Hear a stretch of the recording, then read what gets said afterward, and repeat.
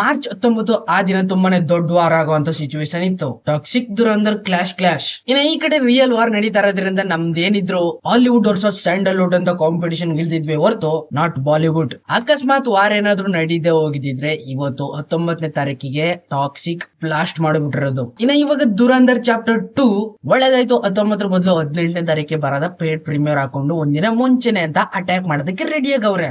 ಸಾಯಂಕಾಲ 5 ಗಂಟೆಯಿಂದನೇ ಫಟಾಫಟ್ ಚಾಲು. ದುರಂದರ್ the revenge part 2 ಬರೋದಕ್ಕೆ ರೆಡಿ ಇದೆ. ಕನ್ನಡದಲ್ಲಿ ಬಿಟ್ಟಿರುವಂತ ಟ್ರೈಲರ್ ನೋಡಿ ತುಂಬಾನೇ ಖುಷಿನೂ ಕೂಡ ಆಗ್ತಾ ಇದೆ. ಪಾರ್ಟ್ 1 ನೋಡಿದಾಗ ತುಂಬಾನೇ ಡಿಸಪಾಯಿಂಟ್ ಆಗಿದೆ ಪರ್ಸನಲಿ ನಾನು. ಸಮ್ ಸೀನ್ಸ್ ಗಳೆಲ್ಲ ಡ್ರ್ಯಾಗ್ ಆಗೋದ್ ನೋಡ್ಬಿಟ್ಟು ಯಾಕೋ ಫುಲ್ ಬ್ಲೇಡ್ ಅನ್ಸ್ಬಿಡ್ತು.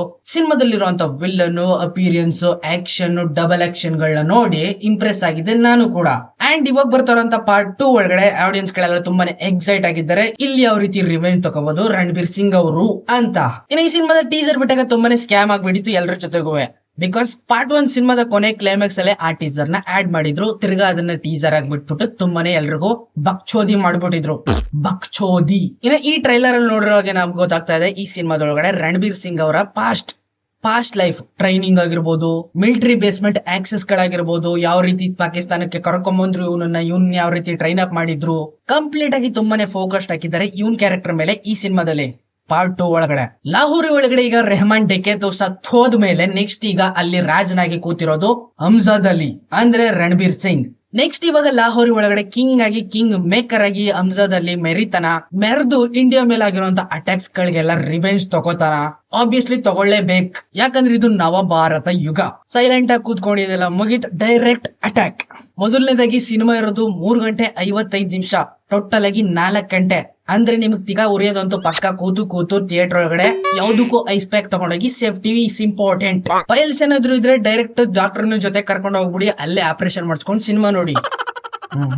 ಅಂಡ್ ಅನೌನ್ಸ್ಮೆಂಟ್ ಆಗೋಕ್ಕಿಂತ ಮುಂಚೆ CBFC ಸರ್ಟಿಫಿಕೇಟ್ ಬರೋದಕ್ಕಿಂತ ಮುಂಚೆ ಪಾರ್ಟ್ 2 US ಸರ್ಟಿಫಿಕೇಟ್ ಆಗಿರುತ್ತದೆ. 16 ವರ್ಷದ ಮೇಲ್ಪಟ್ಟಿರೋರು ಕೂಡ ಹ್ಯಾಪಿಯಾಗಿ ನೋಡಬಹುದು ಅಂತ ಇನ್ಫಾರ್ಮೇಶನ್ ಸಿಗ್ತಾ ಇದ್ದು. ಬಟ್ ರಿಯಾಲಿಟಿ ಅದಲ್ಲ, ಇದು ಎ ಸರ್ಟಿಫಿಕೇಟ್ ಸಿನಿಮಾನೇ.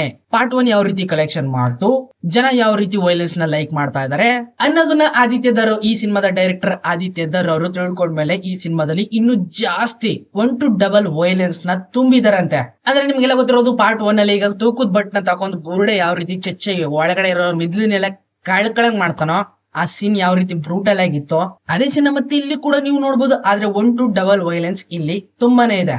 ಎಕ್ಸ್ಪೆಕ್ಟೇಷನ್ ತುಂಬಾನೇ ಹೈ ಆಗಿ ಇಟ್ಕೊಂಡಿದ್ದಾರೆ ಆಡಿಯನ್ಸ್ ಗಳೆಲ್ಲ. ಬಿಕಾಸ್ ಪಾಕಿಸ್ತಾನದ ಒಳಗಡೆ ಇಂಡಿಯಾದ ಸೋಲ್ಜರ್ ನುಗ್ಗಿ ಈ ರೀತಿ ರಾಜ್ಯನಾಗ ಆಳ್ತಾ ಪಾಕಿಸ್ತಾನ ಡಿಸ್ಟ್ರಾಯ್ ಮಾಡ್ತಾ ಇದ್ದಾನಲ್ಲ, ಈ ಕಾನ್ಸೆಪ್ಟ್ ನ ತುಂಬಾನೇ ಆರ್ಟ್ ತಗೊಂಡ್ಬಿಟ್ಟಿದ್ದಾರೆ. ಡೈ ಆರ್ಟ್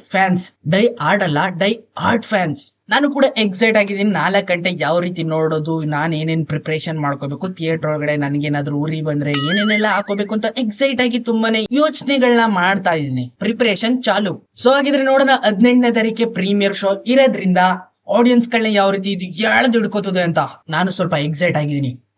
ಸಿಗ್ತೀನಿ ಮುಂದಿನ ವಿಡಿಯೋದಲ್ಲಿ. ಅಲ್ಲಿವರೆಗೂ ಕಾಯ್ತಾರೆ. Keep watching. ಬಾಯ್. ಎಲ್ಲ